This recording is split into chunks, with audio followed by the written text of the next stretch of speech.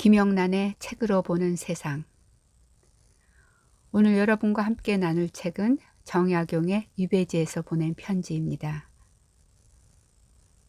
아버지였던 사도세자를 11살이라는 어린 나이에 비참하게 잃었던 정조는 조선의 최고 학자가 되었습니다.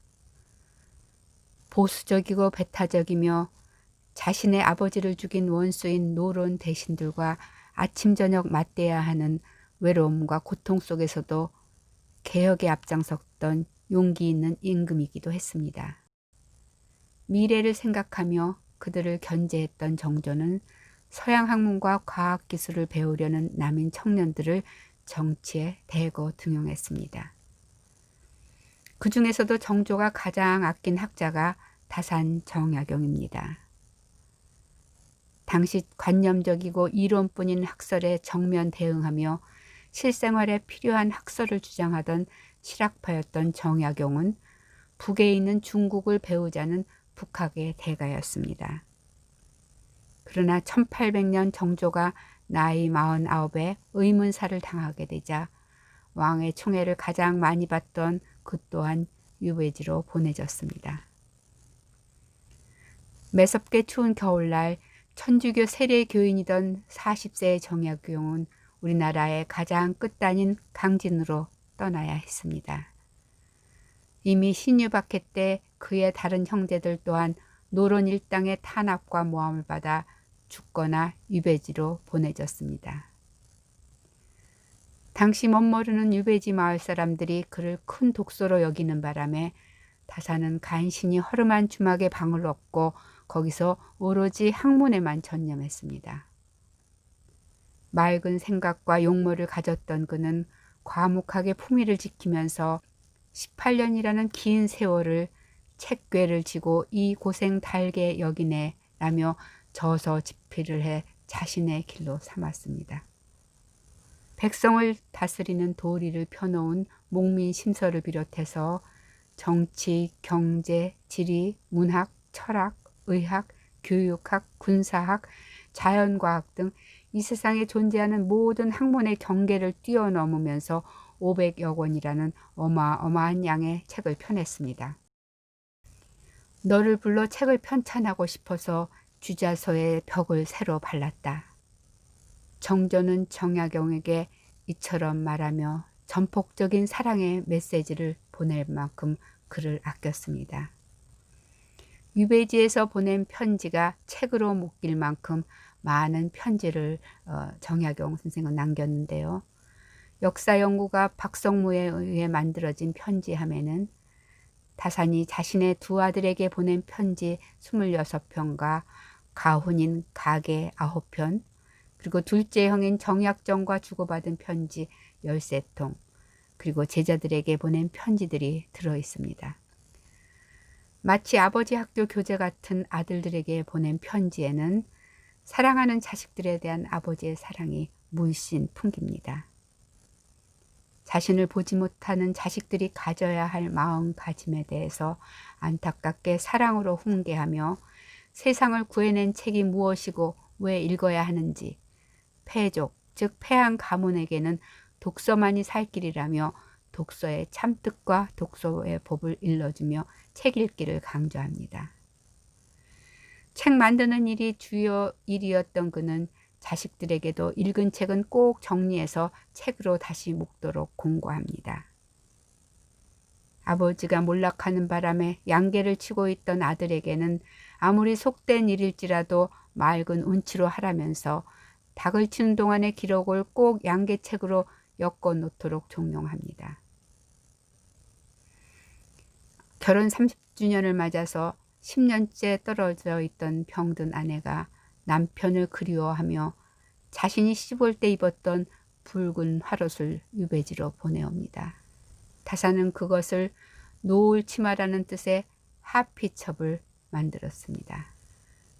그 치마폭 위에 글을 적어서 아들들에게 보내며 훗날 이 글을 보면 두 어버이의 아름다운 은택이 두꺼워 뭉클한 느낌이 일지 않을 수 없을 거라는 생각을 합니다. 어떻게 해야 압이 없는 자식들을 훌륭하게 성장시킬까 노심초사한 그는 진리를 알고자 하는 마음을 늘 강조하며 바른 나라가 세워지기를 염원했습니다. 그래서 시를 지으려면 나라를 걱정하는 시를 지으라고 합니다. 그의 6남 3녀 중 2남 1녀만이 살아남았는데 그는 치마폭을 5쪽으로 나누어서 4쪽은 멀리서 뭘 해줄 수 없는 아들들에게 편지를 쓰고 치마 한 폭은 시집간 외동딸에게 보냈습니다. 매화가지에 꽃이 피고 꾀꼬리 2마리가 앉은 그림에 시를 곁들인 메조도를 그려 딸 부부에게 보낸 것입니다. 펄펄 새 가볍게 날아와 우리 뜨락 나무 가지에 앉아 쉬네. 짙게 풍긴 매화꽃 향내 사모하여 날아왔네. 이제부터 여기 머물며 가정 이뤄 즐겁게 살거라.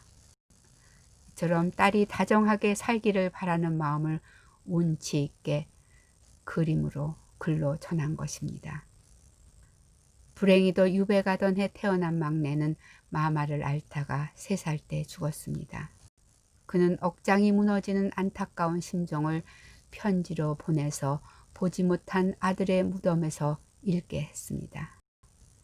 그는 진정 사랑 많은 남자로 그냥 머물지 않고 그 길로 천연두 치료에 연구하고 몰두해서 아들 잃은 아픔을 후손들을 위해 승화시킨 책으로 남겼습니다. 근명과 검소, 성실을 생활의 으뜸 신조로 삼았지만 그가 단 한 가지 속여도 괜찮다고 한 것이 있습니다. 잠시 지나치는 입을 위해 정력과 지혜를 쥐어짜고 더러운 뒷간을 위해 충성을 바칠 것은 없다. 즉 먹을 것을 중요시 여기는 자기 입이었습니다. 흑산도 유배 중인 둘째 형은 16년간 만나지 못한 채 죽어갔지만 그들은 편지로 정보를 나누고 서로 연구하고 소식을 나누며 형제를 돈독히 했습니다. 물고기부터 물감 들이는 법, 성경, 지도, 해성, 수학, 음악 등 모든 학문을 편지로 토론하며 지식과 애정을 함께 나누었습니다.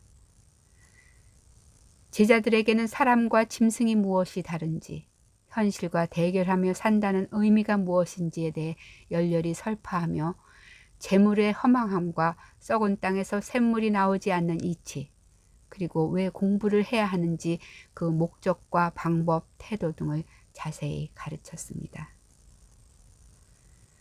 다산과 정조 2사람이 꿈꾸던 개혁은 물거품이 되었습니다. 그래서 후세 역사가들은 두고두고 안타까워합니다. 하지만 격동의 시기를 살며 평등을 꿈꾸던 다산은 한국 역사상 가장 창의적이고 탁월한 석학으로 존경받습니다. 백성이라면 누구나 이래야 나라가 부강하고 당장 개혁하지 않으면 나라는 망하고 말 것이라는 긴장이 그를 항상 고뇌하는 양심으로 살게 했습니다. 그는 동서양 학문이나 기술이 실생활에 도움이 되리라 여겨지면 과감하게 응용한 행동가였습니다.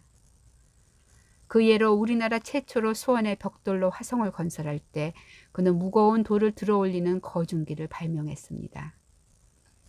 열성적이고 진취적인 그의 정신으로 필요에 의해 만들어진 그 기계는 적은 인원으로 거대한 축성을 가능케 해서 화성이 세계인도 인정하는 축조물로 인정받고 유네스코 지정 문화유산이 되게 만들었습니다.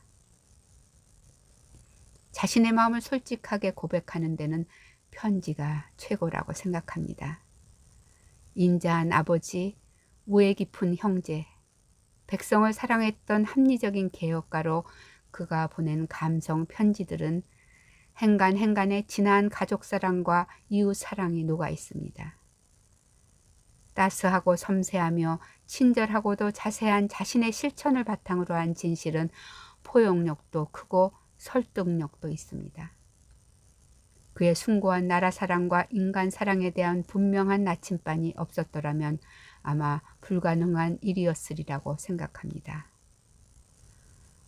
오랜만에 손때 묻은 맑은 편지를 받아보며 견고한 화성같이 긍정적이고 열린 그의 사상에 존경을 보냅니다. 무엇보다 책으로 말하는 그의 고매한 인간 사랑에는 절로 고개가 숙여집니다.